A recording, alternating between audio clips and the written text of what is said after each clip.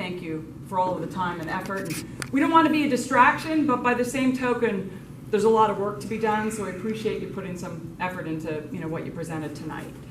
Our purpose has not changed as an education task force, right? And so that is to help Newport Independent School District become a top performing district that attracts and successfully educates students from all populations of Newport. That's been for the last 3.5 years since we've existed. That still exists. We still want to do that, okay? And I know at the end of the day we're a citizen, or whatever you want to call it, a civic watchdog group, and when you're the group being watched, nobody really likes the watchdog group, and so we're trying to do it as cordial as as best as we can. But one thing we're 100% clear on is we're not going away. All right, we're here for the long haul, and I hear sometimes it's like, oh, just let me do my job. It's only my first year without COVID, and we understand that, and we want to give you space, but it's not just been the Tony Watts years. This has been going on for decades. So it's hard to be patient to say, thanks for this. We'll let you sit back for a year and see what you can do. And I don't know that that's what you're asking, but we kind of had a discussion that we're not going anywhere from that standpoint. So it's great.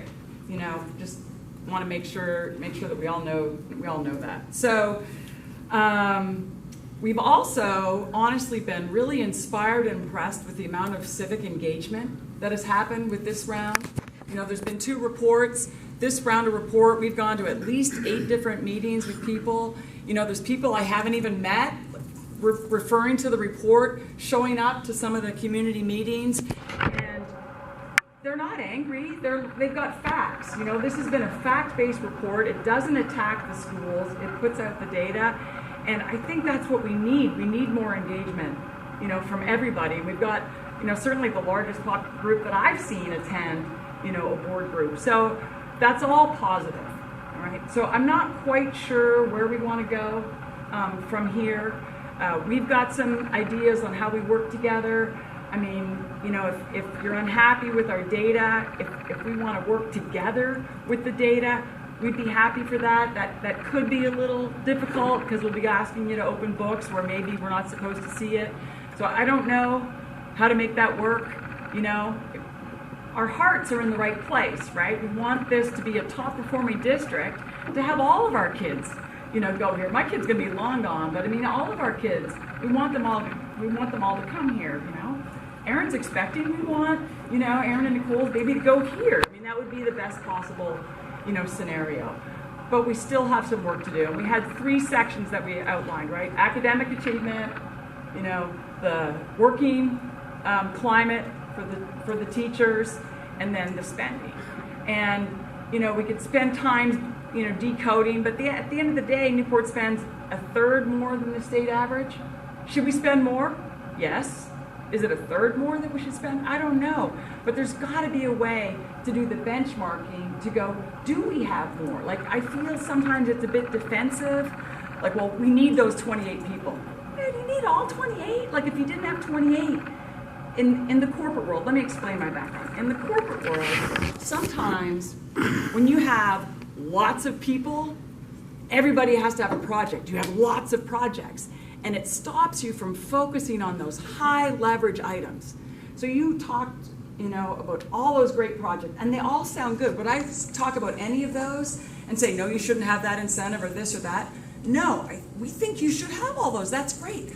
But are we working on the high leverage items? And that's what we need to go forward. We're not going to get in all of the details and go, did you code that computer the right way? Like, you don't want us involved in that. And there's got to be some level of trust. But at the end of the day, we have to make sure we're working on those high leverage items. We say that Newport is different, right? That we have a different makeup of our population. We have more mobile students. We have, a different mix. We have more reduced free lunch students.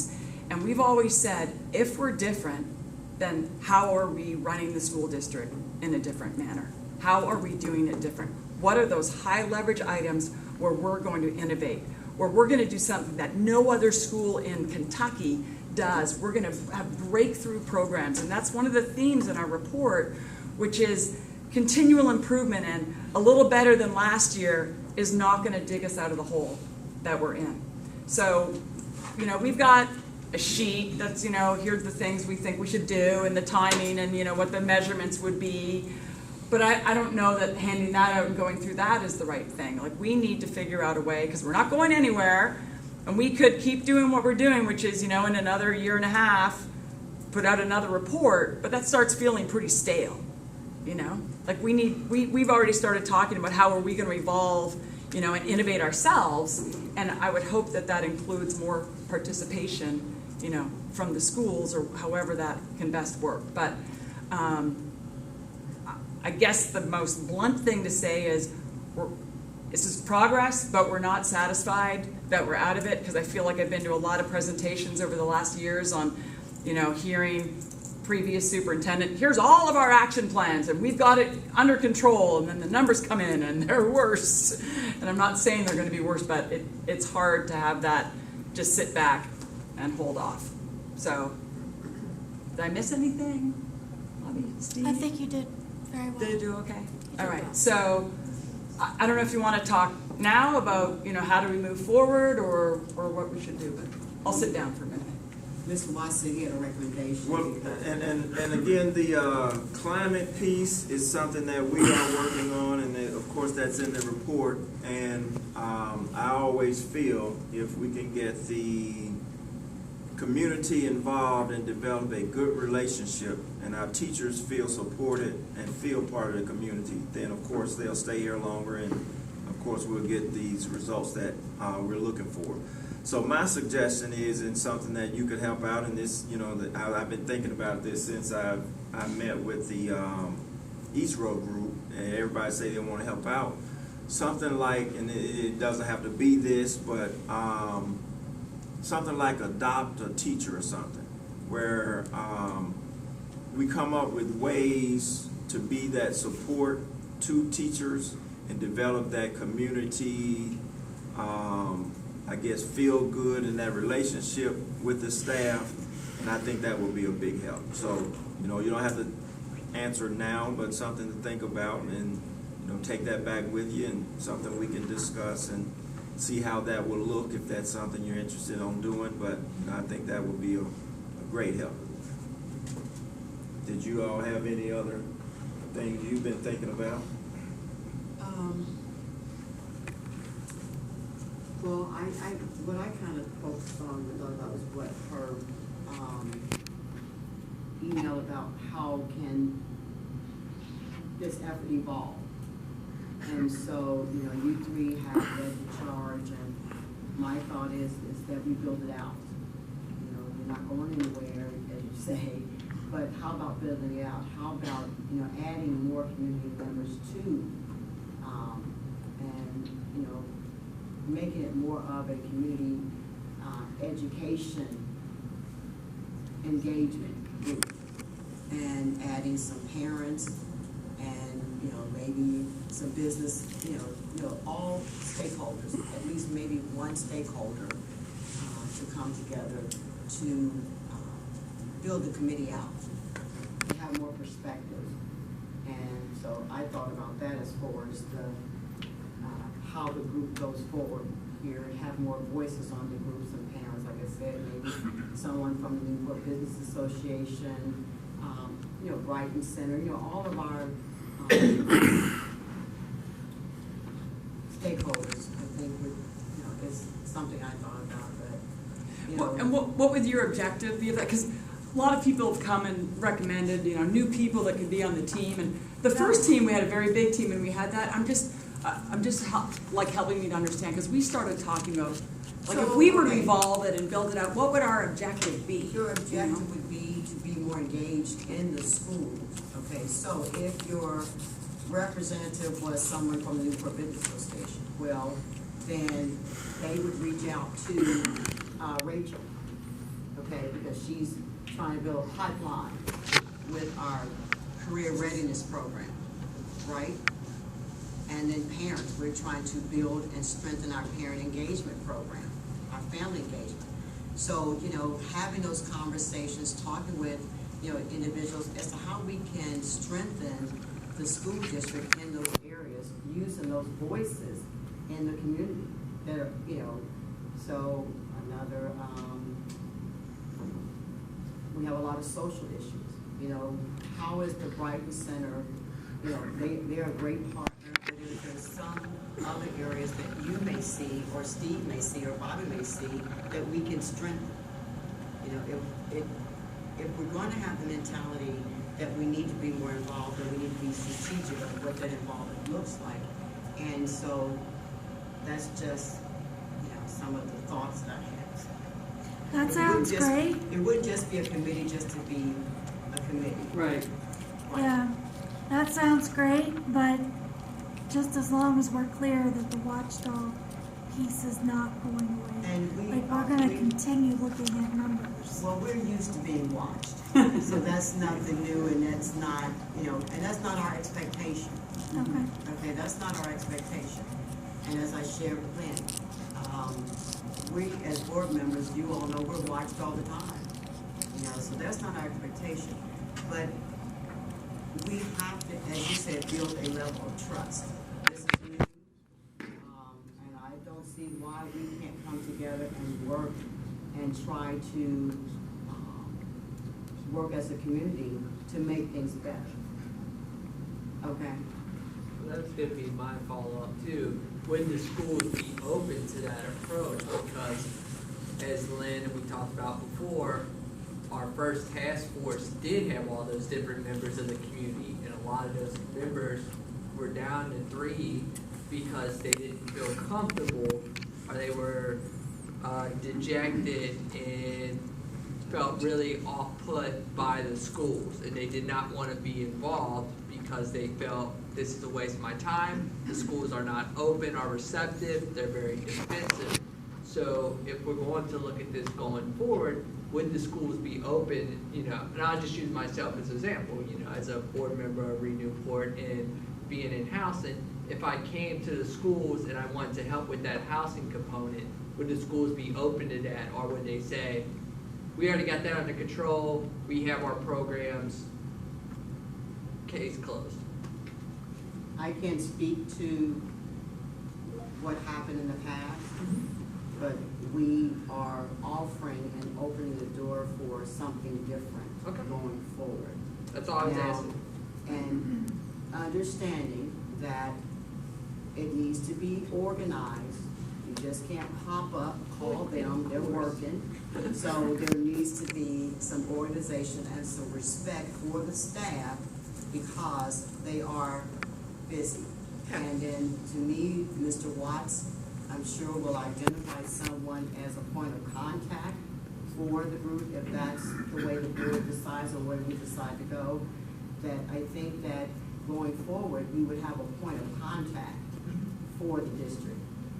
Yeah, and I don't expect, like I said, it wouldn't be someone just showing up, expecting answers or anything like that, because we want to be efficient, we want to work smarter, not harder, and we're all busy, so if I give a staff member or I reach out to a staff member an adequate enough time to pull together or sit together, that's what I would expect. I wouldn't expect one of us to just show up on a Tuesday. Well, that was just one point, but I'm sure that other boards have, that's just me, it's nothing official, but you asked. Yeah. And Mr. Watts, I kind of like his recommendation as well, because, teachers, when you think about the life of a teacher, 20 personalities, 20 kids.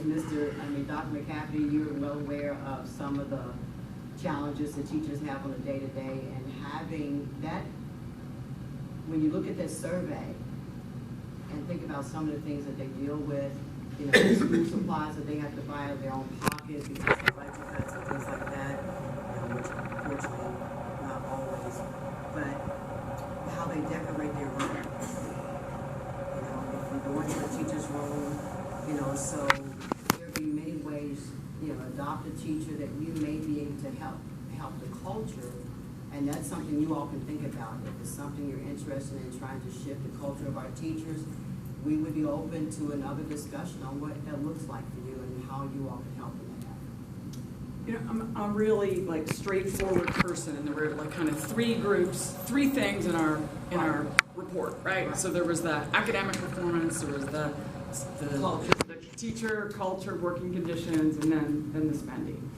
I feel like all of them require different actions. You know, I think that the teacher working conditions, that's right for a strike team and an outside consultant to really understand what needs to be done. And if the best thing is to have mentors or partners in the community with the teachers, we're all in and we'll find people to do it. But I find hard to jump onto that without really digging in with you guys and knowing, is that the right thing in that one? So that feels like there needs to be a team that really tacks that on. This is just how I would approach it. I'll just let me say all three and then we'll come back. I want to tag on to you. Okay, So go okay. ahead. Then the second one, right, on the money, right? And so maybe the money is being spent right. Maybe we need to do it. But again, that feels like one where with an insider, you could go through it and be objective and go, you know what, there are some positions that we've cut and that we could funnel back into that teacher, you know, culture issue that we have. Like that feels like the most, I don't know, easy, you know, because it's black and white, it's numbers, it's a little bit easier to dig into that one. The academic performance, that's definitely a difficult one, but I have to say I was salivating at Jennifer Stewart's numbers. I'm like, because I think we've only scratched the surface to understand why aren't we performing better. So we found a group where we performed well, right? We found a group where we performed well. It'd be great to see that group, the 42 out of the 74, whatever the numbers were, to see how they do on the ACT and all those other things. And then maybe you start realizing that there's a group being left behind, you know, and why are they being left behind? And maybe we need some programs with them. I'll give a bad example. My son goes out of district. The district that he went into, he was 10 years of private Montessori, then we moved into a district, and they're awful at onboarding new people because they assume you've been there since kindergarten, and we're always trying to catch up and we're left behind, and you know, and that's just a very small little thing, but maybe there's something as simple as that with some of these other students. So I feel like if we kind of just logically approached it from these three boxes, we could work with you on those three boxes, and you'd still have all of your space to do all of the projects that you think you know need to be done. But we would feel better that there's some real work going on. And you know, one example is the parents. You guys talk about you want the parents to be more involved. The parents aren't involved as you want. What if they heard about the content from this report? Would that engage them to be more involved? Get more PTAs going again, and you know, more community, you know, or parental community involvement?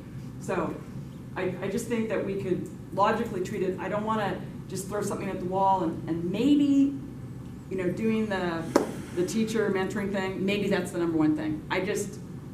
It feels like it's not quite out of the data yet. So I'm sorry, I tried to go back to that so you could. No, first of all, you know, I guess we don't want you